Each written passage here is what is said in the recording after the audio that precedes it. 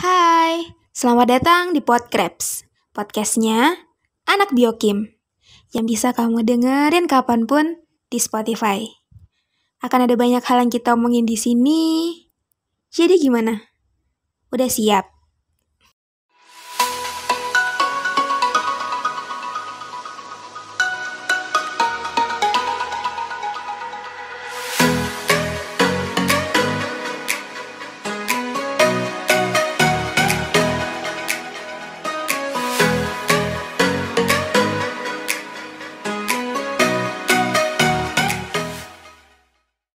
Hey listeners Senior Talks, we're back dengan kabinet baru Krebs, Kabinet Glutathione. Perkenalkan, aku Dewi yang akan memandu Senior Talks episode kedua ini, yang tentunya bakal bahas kehidupan pancar kampus dari our special guest yang super kece.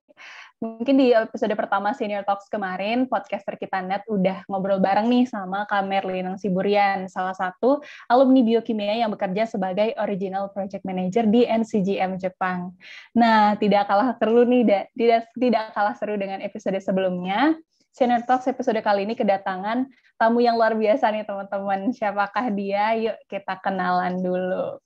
Oke, kelahiran tahun 1994, alumni Biokimia 1 ini merupakan seorang Research Assistant of Mitochondria and Infectious Disease Laboratory, Eijkman Institute for Molecular Biology, Jakarta, Indonesia. Dan saat ini sedang melanjutkan studi S2 di Nagasaki University, Japan. Oke, so ini dia, langsung saja, please welcome Normalita Eka Pravitasari. Halo, Kak. Halo, hai, apa kabar semuanya? Oke, selamat datang nih Kak Normalita di Senior Talks episode kedua. Apa kabar nih Kak sekarang hari ini Kak Normalita? Apa kabar? Alhamdulillah baik. Semoga teman-teman juga dalam keadaan baik dan sehat semuanya ya. Oke, nah posisi berarti sekarang lagi ada di Jepang ya Kak? Ya, betul. Lagi ada di Nagasaki sekarang. Oke, berarti kita LDR-an sementara nih sama LDR Kak Normalita kita yang ada di Bogor dan sekitarnya, sedangkan Kak Normalita lagi ada di Jepang. Oke, sekali lagi welcome to Senior Talks Kak. Jadi di podcast kali ini kita akan bincang-bincang seputar kehidupan pasca kampus dari Kak Normalita nih, dari segi keilmuan atau melaksanakan studi lebih lanjut, terus atau segi karir dari Kak Normalita yang harapannya akan membuka wawasan para pendengar podcast ini nih tentang setelah lulus biokimia bisa ngapain aja sih gitu ya Kak. Oke, mungkin kita langsung tanya-tanya aja nih our special guest kita pada sore hari ini. Nah, mungkin pertanyaan pertama aku nih Kak, dengan segala pencapaian yang telah Kakak capai sekarang ini nih Kak, bekerja di lembaga penelitian Eijkman, melanjutkan S2 di Jepang. Pertanyaan aku, kenapa biokimia, Kak? Pada awalnya, kenapa Kakak melanjutkan kuliah di biokimia? Sebenarnya kalau dibilang pencapaian saat ini itu masih jauh banget. Maksudnya dibandingin teman-teman lain, banyak yang udah memiliki banyak achievement. Cuman, ya alhamdulillah sampai di tahap ini. Dan kembali ke pertanyaannya, kenapa biokimia? To be honest, biokimia bukan pilihan pertamaku. Jadi sejak SMA itu aku pengen banget jadi dokter waktu itu. Jadi nggak pernah nyoba nyari info-info lain selain tentang kedokteran. Ini salah banget, jangan ditiru. Dan ternyata singkat cerita, kayaknya Tuhan tidak berkehendak aku menjadi dokter. Setelah gagal di beberapa, dulu kami punya SNPTN undangan, tulis, terus ada ujian mandiri, mungkin beda tiap tahun sekarang. Tapi sampai akhirnya aku dihadapkan di ujian mandiri IPB. Terus mulailah aku cari-cari mana nih yang berkaitan dengan interest aku. Karena waktu itu interest aku tentang kesehatan. Terus dan secara general waktu SMA mungkin aku lebih suka ke pelajaran biologi, kimia, dikit. Terus ya it turn out nempel sampai sekarang. Oke, jadi ternyata surprisingly Kak Normalita sama aku sama nih Kak. Jadi gitu. Biokimia bukan pilihan pertama. Ya. Oke, mungkin jodohnya udah di biokimia ya, ya betul. Kak. Oke, jadi mungkin next ya Kak ya. karena Mhm. kan Kak Normalita ini sebagai alumni biokimia nih Kak, dan aku ngeliat nih di salah satu pengalaman menarik Kak Normalita nih, mungkin para listener belum tahu kalau Kak Normalita ini memiliki pengalaman sebagai internship, pernah jadi internship ya Kak, di Laboratory of Mitochondria and Infectious Disease, Eijkman Institute for Molecular Biology pada tahun 2015, betul ya Kak? Ya, Oke. betul. Oke, dan pada saat itu Kakak masih menjadi mahasiswa biokimia IPB, ya Kak ya? Ya, betul. Oke, nah itu boleh sharing nggak sih Kak, sebenarnya gimana sih tahapan Kakak bisa jadi internship di lembaga Eijkman gitu? Mungkin itu Kak, boleh Oke, sharing. jadi aku nggak tahu apakah masih sama sistemnya dengan sekarang di biokimia ataupun di IPB sendiri. Tapi waktu zamanku itu eh, internship itu masuk ke salah satu mata kuliah. Jadi kita diharuskan untuk magang, entah di company ataupun di lembaga penelitian, balitbang, semacamnya, untuk memenuhi 4 SKS kalau nggak salah saat itu. Dan itu cukup serius karena ada report yang harus diselesaikan, terus ada sidangnya juga, benar-benar sidang tertutup waktu itu.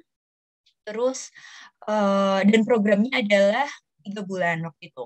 Jadi sistemnya gini, kita dibolehkan untuk memilih di mana tempat yang kita mau, terus sesuai dengan passion kita ataupun sesuai dengan apa ya, nantinya mau mengambil uh, kejuruan apa untuk tesisnya. Misalnya saat itu kita punya biologi molekuler, bioanalisis, dan metabolisme kalau nggak salah. Pilih mana yang sesuai dengan interest kita.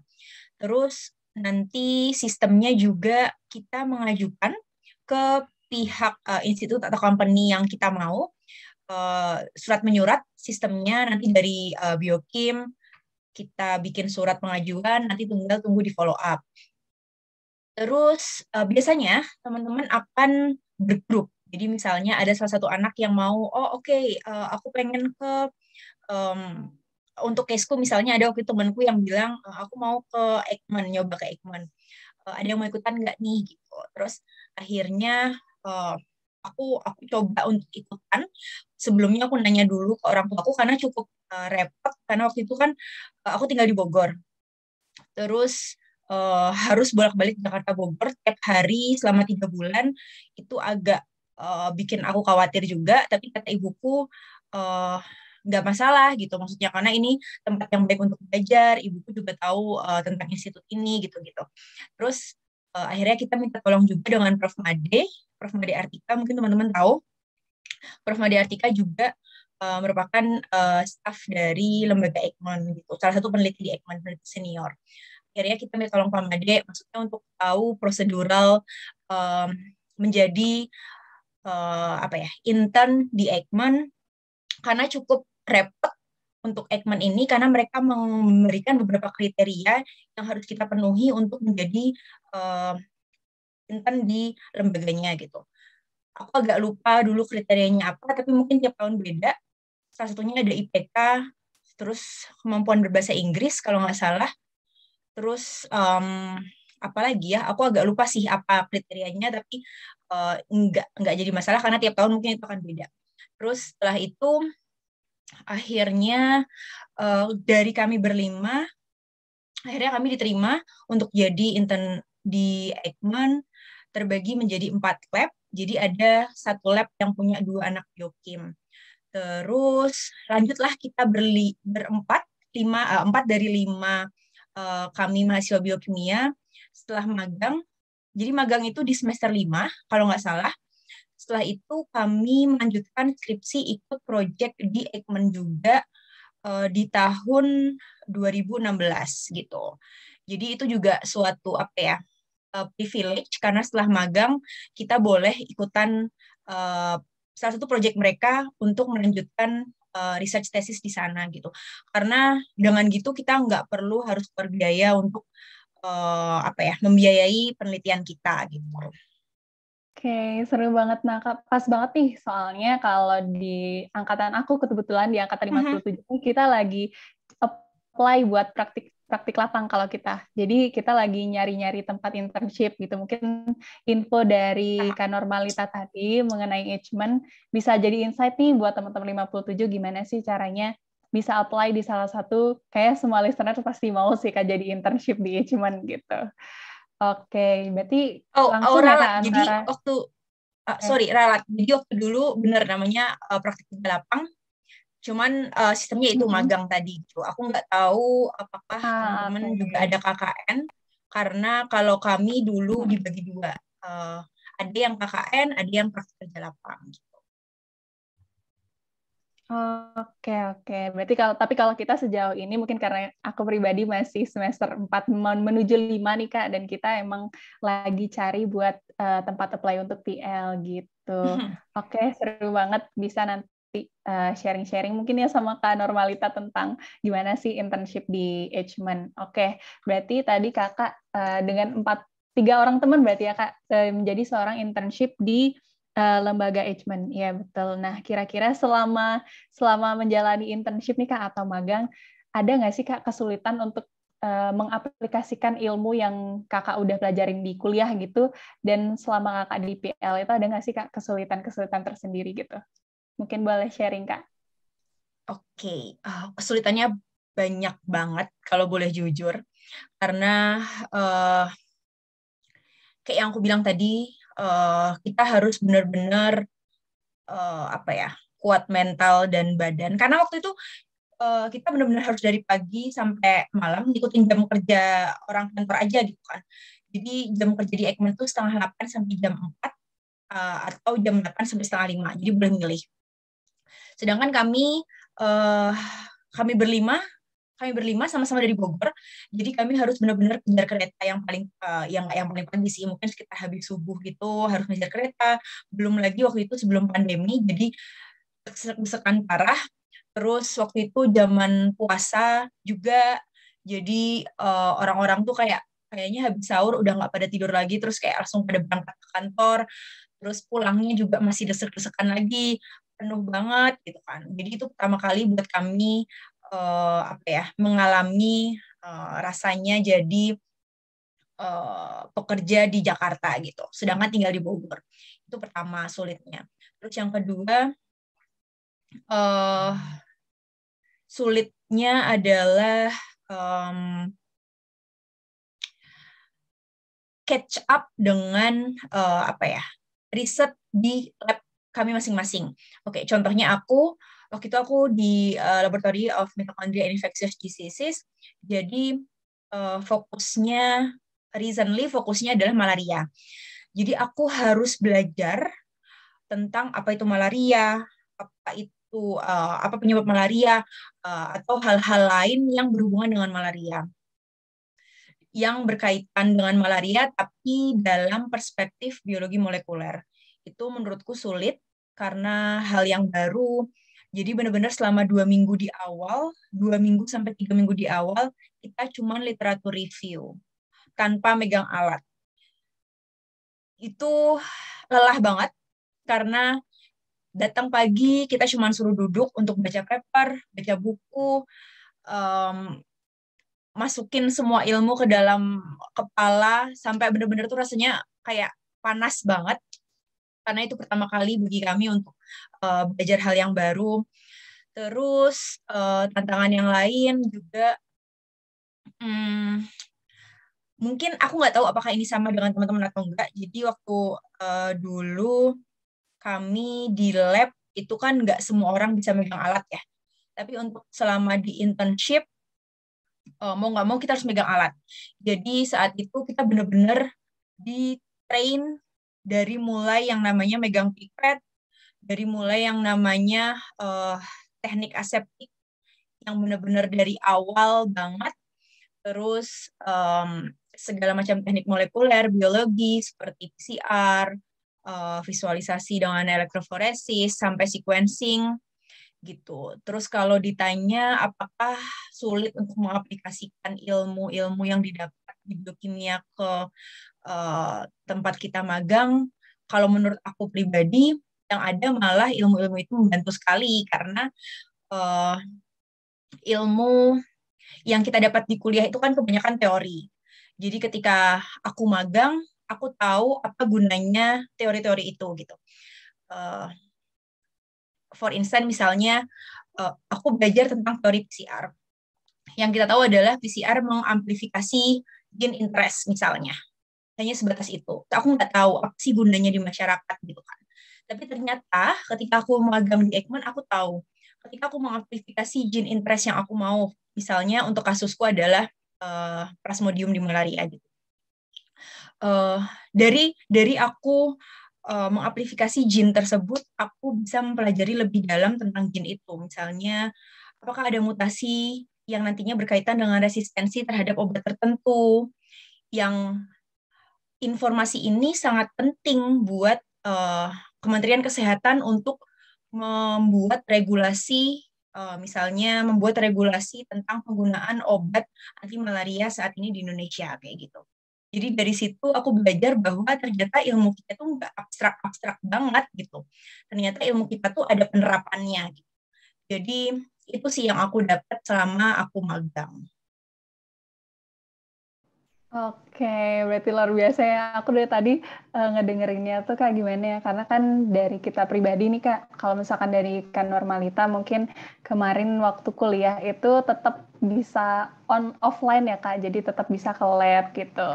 Oke, jadi mungkin kita next aja nih Kak, kan tadi Kak Normalita udah sharing nih di Eijkman itu internship-nya ngapain aja.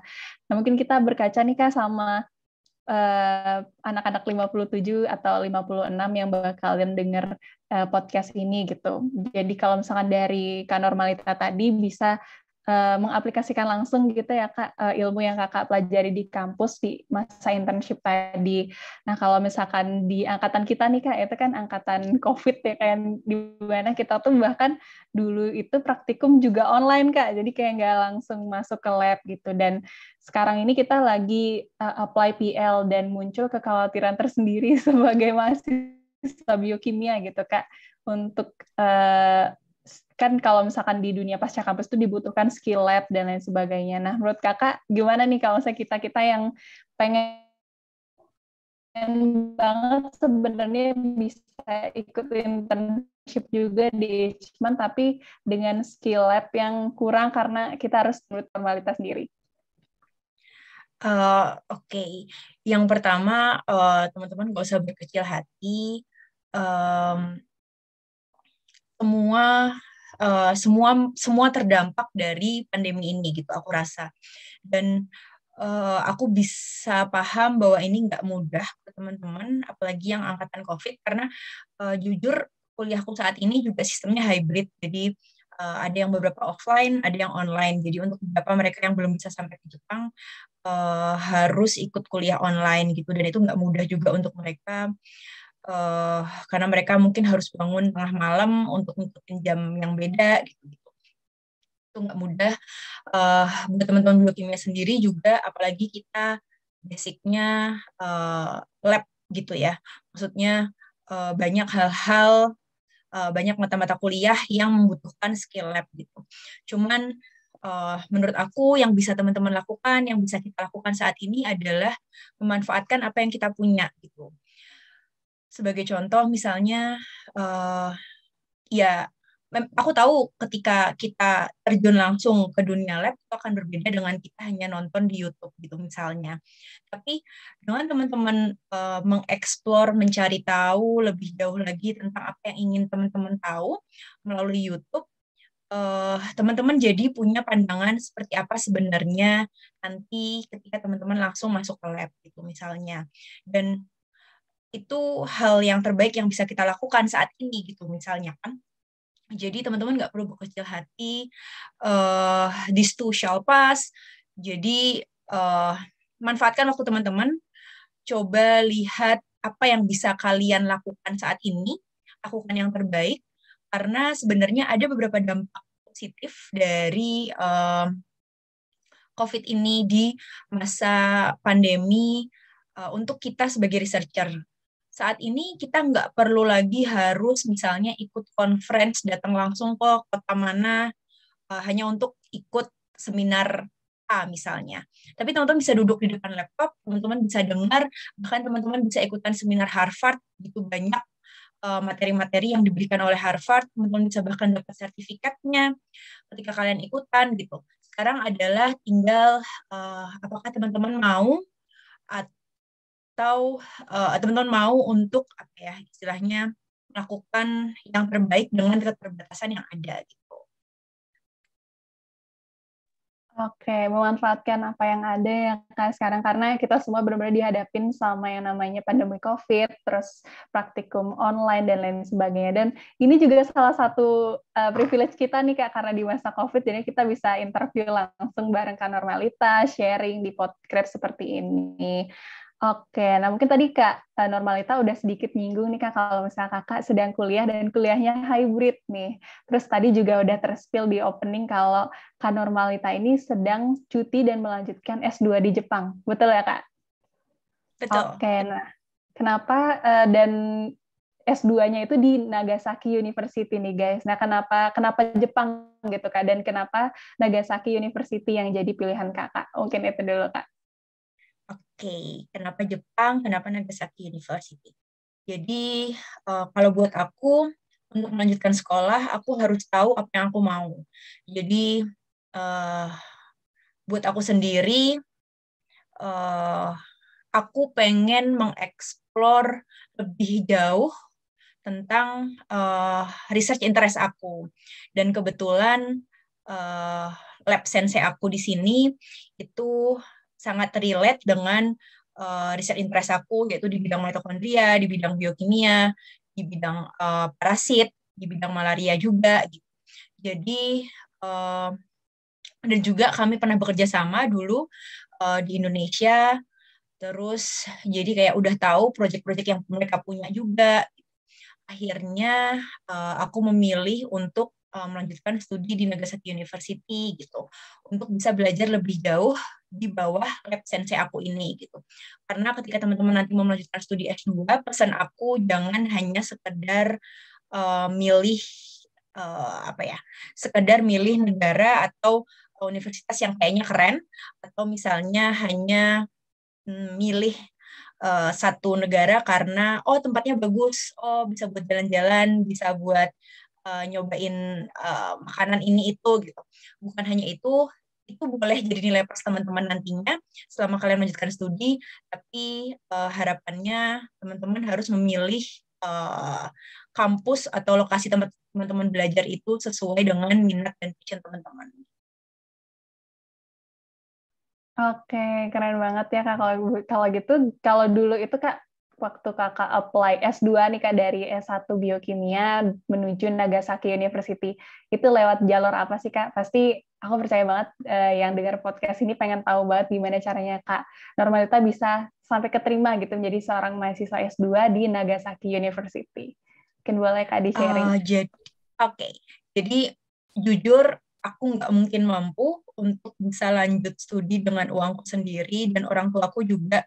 Aku punya 2 adik, jadi nggak mungkin membiayai aku untuk lanjut S2. Jadi ketika aku mau lanjut S2, pilihanku hanya satu, yaitu dapat beasiswa. Jadi waktu itu selama aku kerja jadi research assistant di Eijkman, aku mulai mungkin di sekitar tahun kedua aku kerja, tahun kedua dan tahun ketiga, aku mulai cari informasi-informasi tentang beasiswa-beasiswa yang menyediakan program studi full scholarship di Jepang gitu. Nggak hanya Jepang, aku sempat coba untuk berbagai negara lain, dan tetap goal aku adalah di universitas yang memiliki research interest yang sama kayak aku. Singkat cerita, aku coba daftar Max. Jadi Max adalah beasiswa dari pemerintah Jepang yang teman-teman bisa apply tiap tahunnya. Tiap tahunnya mereka membuka program untuk bahkan S1, S2, S3. Nanti teman-teman bisa buka di websitenya. Yang harus teman-teman siapkan adalah profisiensi, jadi kayak IELTS atau TOEIC atau TOEFL, seperti itu yang harus teman-teman siapkan. terus juga CV teman-teman, dan beberapa dokumen-dokumen lainnya gitu. Waktu itu aku apply di tahun 2020 kalau nggak salah, bukan 2019. Jadi harusnya aku berangkat di tahun 2020 tapi mundur jadi berangkat di tahun 2021 karena pandemi COVID. Jadi sebenarnya aku juga terdampak, harusnya sekarang mungkin aku udah hampir selesai kuliahnya tapi jadi mundur setahun gitu. Jadi itu sih yang aku bisa sharing. Jadi aku dapat beasiswa Max untuk melanjutkan studi S2 full scholarship di sini. Oke, keren banget. Full scholarship berarti ya, Kak?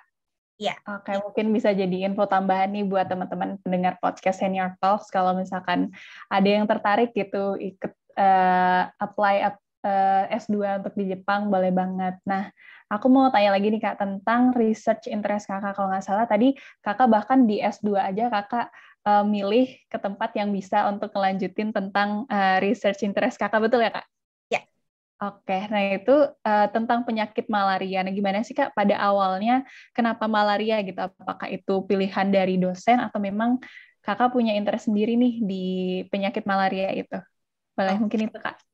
Oke. Kenapa malaria?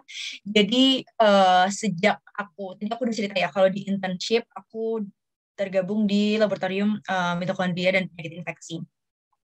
Dan fokus utamanya adalah malaria. Malaria dengan berbagai pendekatan yang mainly menggunakan deteksi dengan gen mitokondria gitu. Nah, jadi dari mulai aku internship, dari mulai aku magang itu, aku udah belajar tentang basic molecular biology diagnostik untuk malaria.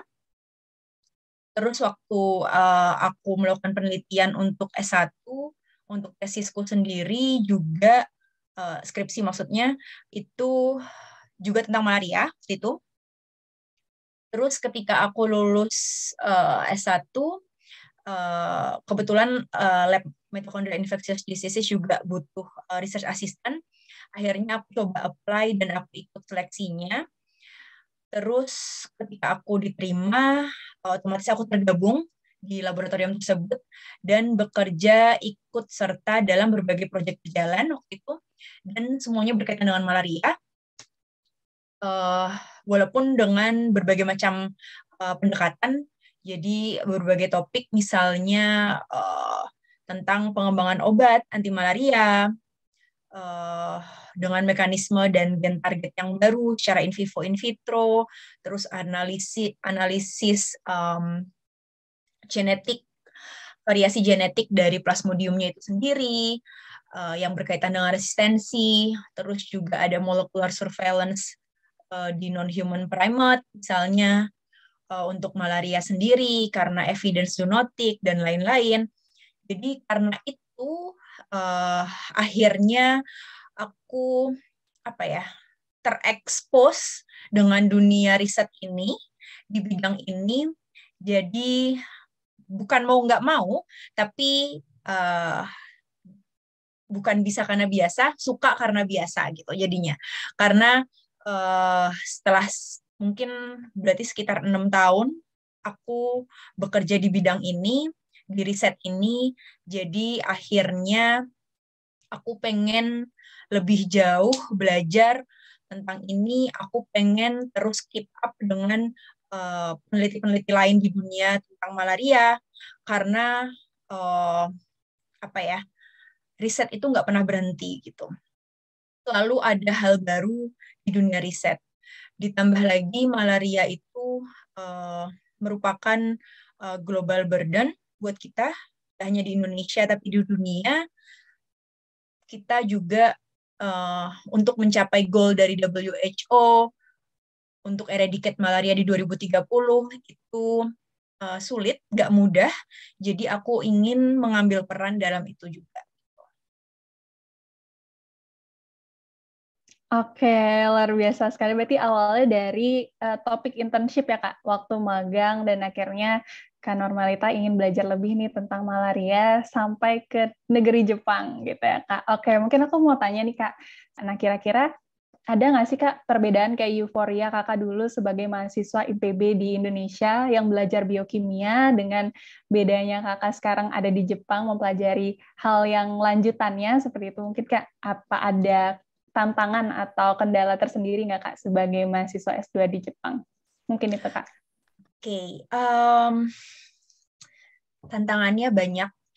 Pertama, mentally, karena di sini hidup di negara orang itu nggak mudah. Terus kamu buat aku sendiri maksudnya, kita nggak punya keluarga yang sebagai support system, semuanya harus dilakukan sendiri gitu kan. Ya walaupun di sini punya banyak teman-teman gitu ya. Terus kalau untuk segi pendidikannya sendiri, untuk master sendiri, bobot antara penelitian dan lecture itu sekitar 50-50. Sedangkan kalau kita mungkin di S1 dulu mungkin 70-30 gitu ya. Jadi antara duduk di kelas dengan penelitian kita untuk skripsi itu 70-30. Tapi kalau untuk master itu mungkin 50-50 gitu. Jadi kita juga harus bisa membagi waktu untuk kuliah duduk di kelas dan untuk penelitian kita sendiri. Terus di master ini kita juga udah nggak bisa lagi kayak dulu di S1, misalnya untuk tentang penelitian kita harus bisa ketika ada masalah di tengah penelitian kita harus bisa mencari solusi sendiri, nggak kayak S1 dulu, misalnya kita semua dicariin topiknya, terus apa-apa bisa nanya ke supervisor gitu misalnya, tapi di sini kita dituntut untuk lebih mandiri gitu. Terus hal lainnya adalah negara Jepang. Oke. Jadi untuk kuliah aku di sini aku ikut kelas internasional karena aku udah nggak mampu lagi kalau harus belajar bahasa Jepang dari nol. Jadi memang aku memilih program internasional. Jadi luckily bahasanya bahasa Inggris gitu kan. Tapi tetap nggak mudah karena bahasa Inggris itu bukan bahasa native kita, bukan bahasa ibu kita. Jadi language barrier itu juga ada gitu. Misalnya teman-teman bayangin ketika teman-teman kuliah S1 belajar statistik itu sulit kan ya. Untuk aku at least itu sulit. Sekarang di sini aku harus belajar statistik tapi dalam bahasa Inggris yang advance gitu. Jadi itu double sulitnya gitu misalnya. Kayak gitu. Jadi nggak mudah tapi bisa dijalani gitu. Dan aku yakin teman-teman biokimia lebih dari mampu karena kita udah mendapatkan banyak ilmu selama kita duduk di S1 gitu. Yang nantinya aku yakin banget bermanfaat untuk ketika teman-teman melanjutkan studi S2. Dengan pengalaman dan segala pencapaian yang Kakak miliki sekarang nih, ketika Kakak melanjutkan S2 di Jepang dan juga menjadi research assistant di Eijkman dulu nih Kak, sebagai mahasiswa biokimia, Kakak pernah nggak sih ngebayangin kayak posisi Kakak yang sekarang ini gitu? Atau dulu itu Kakak punya plan-plan tersendiri untuk mencapai cita-cita Kakak yang sekarang? Mungkin seperti itu Kak. Ya, oke. Jadi kalau dari pertanyaannya, kayaknya aku tuh udah reach suatu posisi yang tinggi banget. Tapi sebenarnya enggak. Aku masih di proses belajar yang masih jauh dari posisi masih jauh dari high position gitu. Pokoknya intinya adalah jadi kalau dulu waktu pas masih kuliah, kebayang nggak ya untuk lanjut studi sekarang atau bekerja di bidang yang sejalan dengan biokimia gitu kan pertanyaannya. Nah, dulu waktu kuliah sempat kepikir untuk aku pengen banget lanjut sekolah gitu, lanjut S2 di luar negeri. Cuman memang waktu dulu belum kepikiran mau lanjut S2 apa, di mana belum ada kebayang waktu itu. Terus juga pengen kerja di perusahaan-perusahaan multinasional waktu itu. Tapi setelah aku masuk ke dunia kerja, setelah keterima di Eijkman menjadi peneliti, ternyata sebagai peneliti belajar itu bukan menjadi pilihan, tapi keharusan gitu. Jadi karena itu semenjak aku kerja di Eijkman, aku sudah memiliki tujuan bahwa aku harus melanjutkan studi gitu. Kalau aku mau jadi peneliti, kalau aku mau benar-benar berada di dunia penelitian gitu, di dunia akademia. Jadi ketika aku ketika aku kerja di Eijkman, seperti yang aku sampaikan tadi, dari situ aku mulai menyusun plan-planku. Aku mau lanjut sekolah, aku mulai cari tahu kemana sekolah yang aku mau, aku mulai menyiapkan apa-apa yang diperlukan untuk aku lanjut sekolah, entah itu aku ikut training, entah aku ikut seminar, entah aku terlibat dalam berbagai proyek penelitian, entah menyiapkan IELTS, dan lain-lain, hingga akhirnya aku keterima di beasiswa Max dan melanjutkan studi sekarang gitu. Dan beruntungnya adalah lingkungan aku di Eijkman sangat mensupport untuk melanjutkan studi, karena seperti yang aku tadi bilang di awal, peneliti itu harus terus belajar. Oke, mungkin tadi kakak ngomongin soal ini ya kak ya, plan-plan kakak sebelum saat menjadi mahasiswa biokimia dan dengan apa yang kakak capai sekarang. Betul banget nih teman-teman, jadi jangan lupa untuk punya plan-plan sendiri kayak Kak Normalita tadi, supaya bisa bisa mencapai tujuan yang teman-teman mau gitu. Oke, mungkin kita karena tadi kita udah cerita-cerita tentang gimana Kak Normalita di Jepang, atau misalkan gimana Kak Normalita dulu internship di Eijkman dan juga sekarang sebagai research assistant. Mungkin kita balik nih Kak, dulu pada masa-masa kakak masih jadi mahasiswa biokimia. Mungkin selain pencapaian kakak sebagai internship di Eijkman nih Kak, kira-kira kesibukan kakak dulu tuh sebagai seorang mahasiswa selain kuliah itu ada apa sih Kak gitu, atau jadi asprak kah, atau misalkan ikut organisasi tertentu yang mungkin bisa menunjang apa yang skill kakak sekarang nih? Boleh mungkin Kak sharing. Oke, waktu kuliah dulu aku ikut beberapa kepanitiaan, terus aku juga sempat jadi asisten praktikum untuk mata kuliah biologi dasar, juga untuk komunikasi dasar. Terus aku juga waktu itu punya, yang menarik adalah aku punya proyek kecil-kecilan juga sama teman-temanku. Mungkin kalau sekarang agak sulit karena masa COVID. Kalau dulu kan IPB punya mungkin sekitar 4-5 kali ya untuk graduation ceremony. Jadi waktu dulu kita bikin proyek kecil-kecilan buat bunga dari kertas, terus kita jualin gitu. It was fun, terus lumayan juga dapat cuan gitu. Terus juga pasarnya adalah mereka yang mau ngasih apresiasi ke teman-teman yang udah lulus misalnya, atau misalnya yang baru selesai seminar atau selesai kolokium kayak gitu-gitu. Itu beberapa hal yang aku lakuin waktu semasa kuliah. Intinya sih manfaatkan waktu yang ada sih waktu kuliah dulu ya, buat nyari apa yang bisa teman-teman lakuin gitu.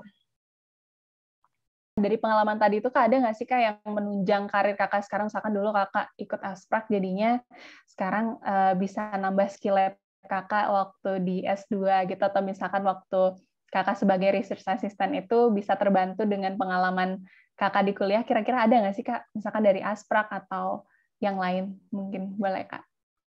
Oke, pengalaman yang bisa dijadikan modal. Jadi sebenarnya kalian nggak usah khawatir, karena semua pengalaman yang kalian dapatkan semasa kuliah itu pasti akan bermanfaat ke depannya, asal kalian melakukannya sungguh-sungguh gitu. Misal ketika menjadi asprak biologi dasar waktu itu, atau asprak komunikasi dasar, atau asprak apapun yang teman-teman lakukan. Teman-teman akan dilatih soft skill teman-teman untuk bisa bekerja sama dalam tim, bisa bertanggung jawab atas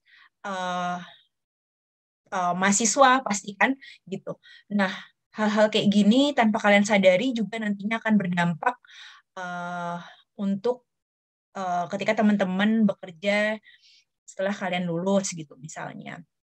Terus juga ilmu-ilmu ketika kuliah, ketika teman-teman pelajari sungguh-sungguh, nggak hanya sekedar dapat nilai, tapi juga untuk benar-benar mau tahu dan mau paham, itu juga akan membantu di dunia kerja nantinya. Kayak yang aku bilang tadi, ternyata semua ilmu teori yang kita dapatkan di kuliah itu tuh membantu banget untuk dunia magangku waktu itu gitu, karena dari situ aku bisa tahu apa aplikasinya dan lain-lain kayak gitu. Terus misalnya teman-teman aktif di organisasi atau aktif di berbagai kegiatan kayak teman-teman podcaster ini, menurutku itu juga akan membantu teman-teman di dunia kerja nantinya gitu. Teman-teman belajar bagaimana menciptakan suatu inovasi baru, membuat relationship dengan mungkin kakak-kakak kelas yang teman-teman belum pernah kenal sebelumnya gitu kan. Hal-hal kayak gini akan melatih soft skill teman-teman. Jadi teman-teman nggak usah khawatir. Oke, jadi setiap yang dilakukan di kuliah pasti ada hikmahnya ya Kak, kalau misalkan dari penuturan Kak Normalita tadi. Oke, nah kalau misalnya sekarang tuh lebih ke pertanyaan ending-ending nih Kak. Jadi kalau aku pengen tanya, kalau misalkan Kak Normalita dengan apa yang Kak Normalita punya sekarang gitu nih Kak. Nah, jika Kakak diberikan kesempatan untuk berbicara lagi dengan diri sendiri gitu, sebagai seorang mahasiswa biokimia IPB yang penuh kekhawatiran gitu, belum mengerti dunia pasca kampus atau pekerjaan itu seperti apa sih gitu, mimpi atau cita atau punya mimpi aja kadang-kadang masih bingung nih Kak, kita mau kemana setelah kuliah. Nah, ada nggak sih yang pengen Kakak sampaikan ke diri Kakak sendiri waktu itu gitu? Siapa tahu bisa jadi reflection juga buat teman-teman yang dengar podcast ini. Mungkin itu Kak. Sulit, pertanyaan yang sulit. Tapi jujur aku berada di posisi kalian dulu, jadi teman-teman gak usah khawatir. Kalau aku bisa bicara ke aku yang dulu, mungkin aku akan bilang manfaatkan waktu lebih banyak lagi. Jangan terlena dengan waktu yang aku punya selama kuliah gitu. Aku akan berusaha buat lebih aktif lagi untuk mencari ilmu, lebih aktif lagi untuk ikut training sana-sini mungkin, atau untuk mengasah kemampuan berbahasa asingku, nggak hanya bahasa Inggris, tapi mungkin bahasa lain, bahasa Jepang mungkin, atau Prancis, atau apapun gitu. Terus mungkin aku akan juga bilang ke diriku sendiri, kalau nggak usah khawatir tentang masa depan, yang penting lakukan yang terbaik sekarang, just do your best and let God do the rest. Karena kita nggak akan tahu masa depan gitu. Yang bisa kita lakukan sekarang hanyalah melakukan yang bisa kita lakukan, yang terbaik menurut versi kita, untuk diri kita sendiri, untuk orang-orang di sekitar kita gitu. Jadi jangan khawatir tentang apa yang teman-teman bakal nanti capai, tapi ingat semua yang teman-teman lakukan sekarang itu akan berdampak ke depannya. Jadi lakukan yang terbaik buat sekarang.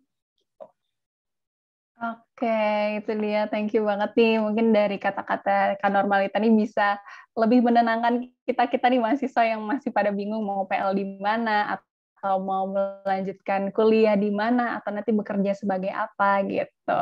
Nah, mungkin sebagai pertanyaan terakhir nih Kak, kira-kira ada nggak sih pesan atau kata-kata penyemangat dari Kak Normalita pribadi untuk teman-teman mahasiswa biokimia yang sedang mendengarkan podcast, termasuk saya juga nih Kak? Boleh. Kata-kata penyemangat mungkin sama kayak yang aku bilang tadi ya, teman-teman pokoknya lakukan yang terbaik saat ini dengan apapun yang teman-teman punya sekarang. Manfaatkan waktu teman-teman karena waktu nggak akan kembali lagi. Selain itu juga yang aku mau tambahkan adalah teman-teman gak usah khawatir dengan pencapaian orang lain. Just live life at your own pace, karena tiap orang punya jalannya masing-masing. Start teman-teman itu beda dengan yang lain, jadi finish line-nya juga nanti akan beda waktunya gitu.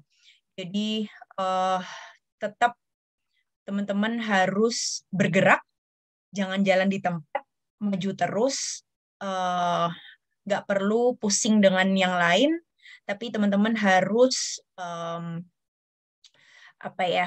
terus berkembang. Teman-teman cari hal-hal yang teman-teman sukai, perdalam, manfaatkan itu. Semoga nantinya itu akan memberikan manfaat buat teman-teman. Oke. Mungkin itu thank you banget nih Kak Normalita udah sharing dan kasih kata-kata penyemangat buat kita, dan semoga kata-kata penyemangat dari Kak Normalita itu bisa jadi notes tersendiri nih buat teman-teman pendengar podcast, atau bagi aku juga nih Kak gitu sebagai mahasiswa yang masih suka bingung. Semoga dengan dengar podcast ini jadinya ada salah satu ketenangan tersendiri lah, jadinya nggak terlalu buram-buram amat setelah dari biokimia mau ngapain sih gitu. Oke, thank you banget, luar biasa Kak Normalita. Boleh nih teman-teman boleh subscribe. Thank you for having me. Thank you. Thank you banget, listener Senior Talks. Boleh kasih applause juga nih, mungkin kapanpun kalian dengar ini, kasih applause buat Kak Normalita yang udah mau sharing tentang kehidupan pasca kampus dan juga pengalaman kerennya yang bisa membuka wawasan kita nih, kira-kira setelah lulus dari biokimia IPB, kira-kira kita mau ngapain. Thank you and have a nice day everyone.